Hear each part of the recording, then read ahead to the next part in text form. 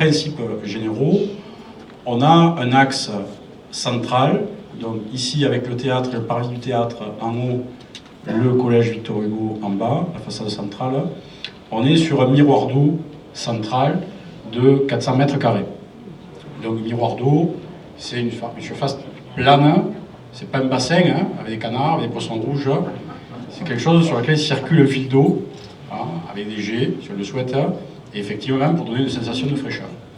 Ensuite, on est sur deux parties de chaque côté, donc devant les bains, ici à droite, et de l'autre côté, ici à gauche, vous voyez des parcelles et des cases qui sont tracées, tout simplement, puisqu'on a commencé à travailler avec le service commerce pour implanter le marché de l'avenue, c'est-à-dire la partie du marché qui aujourd'hui se fait sur l'avenue, puisse se faire sur la place.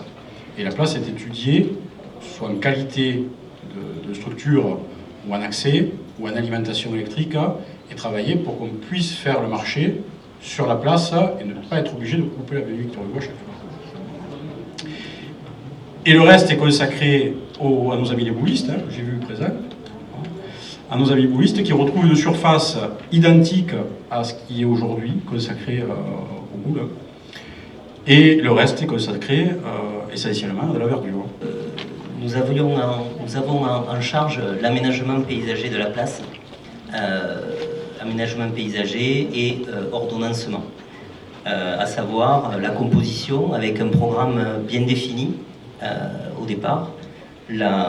L'objectif était de conserver, bien entendu, le maximum d'arbres en place, ce qui a été fait, en sachant qu'on a quelques arbres qui n'étaient pas composés avec les alignements et qui se trouvaient donc au milieu de la place et qui seront supprimés, mais très largement remplacés puisque on replante beaucoup plus d'arbres que ceux qu'on enlève. Donc la composition de la place, comme l'a dit M. Sabatier,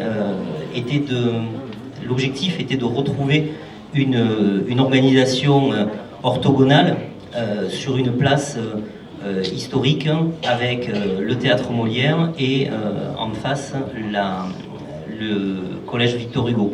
Donc deux bâtiments emblématiques sur le boulevard Victor Hugo qui est dans la ville le seul et unique axe qui pourrait être identifié comme un axe haussmannien.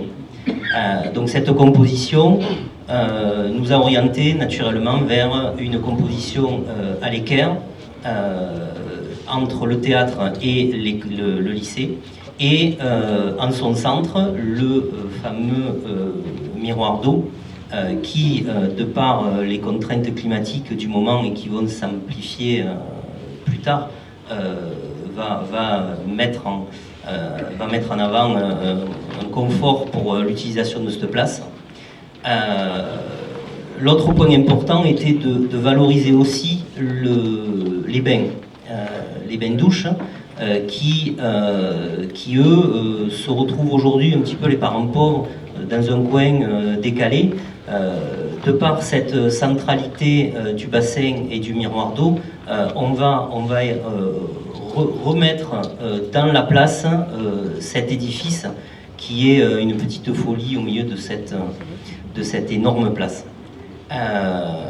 Donc ensuite, ce qu'on a mis en place, surtout, on a oublié de le préciser, dans l'équipe, on a une paysagiste, Madame Ginjom, qui est absente ce soir, mais qui a, vous le verrez sur les images, a travaillé de manière à nous amener non pas de grands espaces verts de type pelouse, mais plutôt, ben voilà, j'avais pas vu les images, donc de type essence méditerranéenne, des essences qui nécessitent pas énormément d'apport d'eau et de la couleur, de manière à amener sur cette place-là une gaieté qu'on n'a pas aujourd'hui. Voilà. Ensuite, au niveau des matériaux, comme on l'a précisé tout à l'heure, on avait la contrainte de replacer le marché au sein de cette place et de le faire disparaître de l'avenue.